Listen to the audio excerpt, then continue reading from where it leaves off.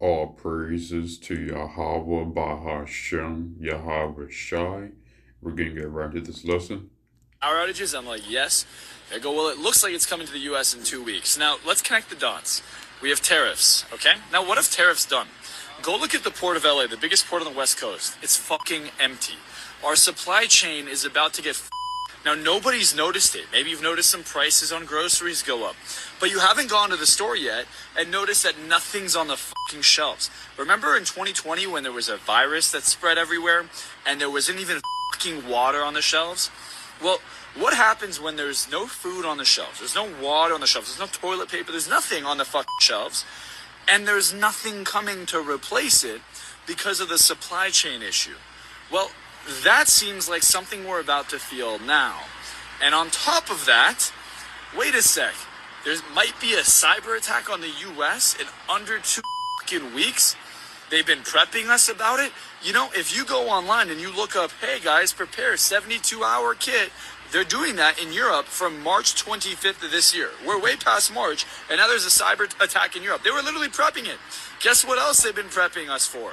In the US, the same thing. Go online, look up articles. Hey guys. So, this guy says that from 2 weeks since the Portugal incident, that there was going to be a cyber attack in the US. Now, it's been about 2 weeks, and there has been no cyber attacks in the US, but I have witnessed not cyber attacks in the US, but slowdowns in the US.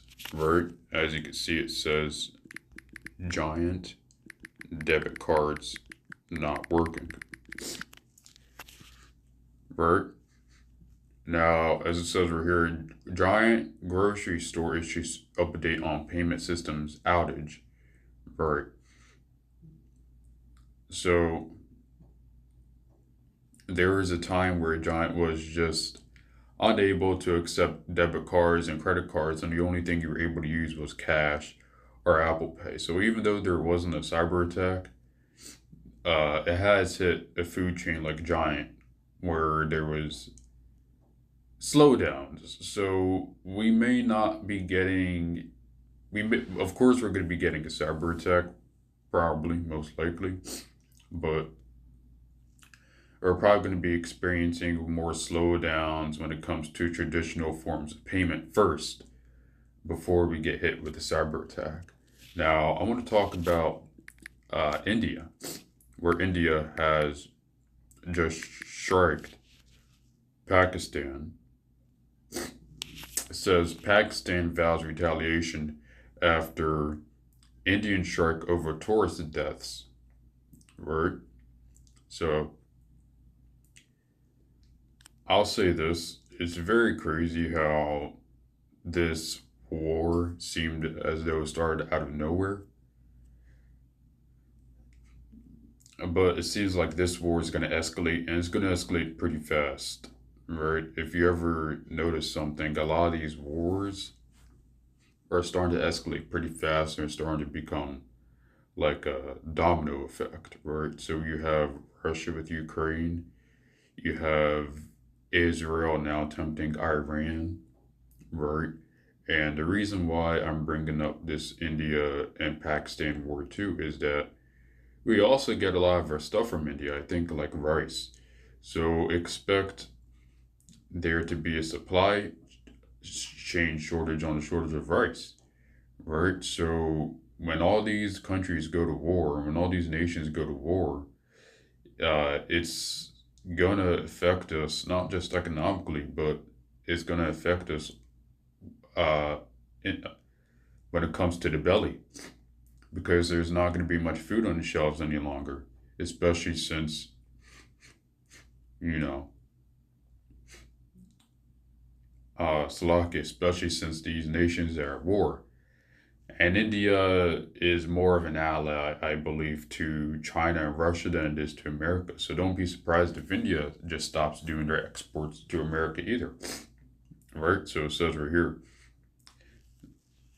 we're going to read right here. The escalation comes at a fragile moment for Pakistan's $350 billion economy, which recently emerged from economic crisis, with the government trying to shore up finances is making and make progress on $7 billion International Monetary Fund loan program in 2024.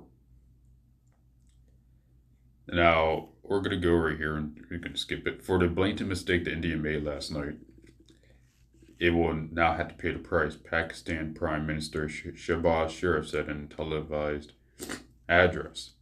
Perhaps they thought we would retreat, but they forgot that this is a nation of brave people. So, yeah, there seems like Pakistan is basically not backing down, right? For it says, let the weak say I'm strong. It says Joel chapter 3, verse 10, beat your plowshares into swords and your pruning hooks into spears. Let the weak say I'm strong, right? So Pakistan's not backing down. They want to show they're brave too. They want to show that there's someone not to be messed with either. But in this case, it's pretty dangerous because both of the nations have nukes, right? So it says right here, nation will rise against nation, right? Matthew chapter 24, verse 7. Nation will rise against nation and kingdom against kingdom.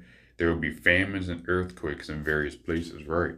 So right now what we have is we have the nation rising against nation and the kingdom against kingdom, right? So we have Russia against Ukraine. We have Pakistan against India. And we have Israel about to be at direct war with Iran. And then sooner or later, we'll have China against Taiwan. And then we'll have North Korea probably against South Korea, right? So the whole world will be at war. And the result of the whole world being at war is that there will be famines.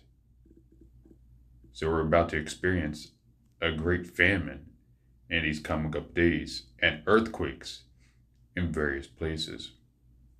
And we have been experiencing a lot of earthquakes, especially along the Madrid fault line and the San Andreas fault line. So don't be surprised when those pop off too, right? All the reason just to make famine even worse, because if you know, California uh, is one of the states that feed the country, right? So if that gets hit hard, we all get hit hard. So, you know, honestly, this is great for biblical prophecy. Yahweh Shai is coming back soon.